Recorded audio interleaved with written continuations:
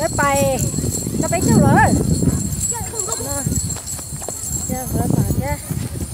Rồi thẳng đấy. Cái bài nó bánh chưa rồi. Nó giờ rồi thẳng đó mà. Đâu nâng cái chúng chỉ dùng thay đó à? Nhỏ. Cái là thay rồi đâu. Cái rồi bỏ chi. Tôi ít bỏ chi rồi chi, yếu tôi bỏ chi. Nhiều năng. Nó chỉ tới bán lỡ mà.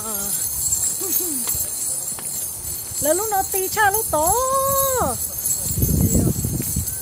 Lúc nào nó to gì cho kì nó ti không. Nó chỉ không phải kiếm lo.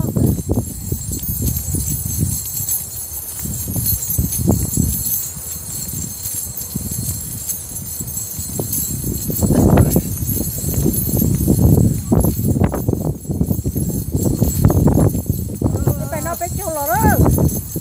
Nó bị cá nó bé châu tụt sợ đi nữa. Tao thấy gì đó. Đi nữa, có là con gà đi. Mà là. Có con gà vậy nhá.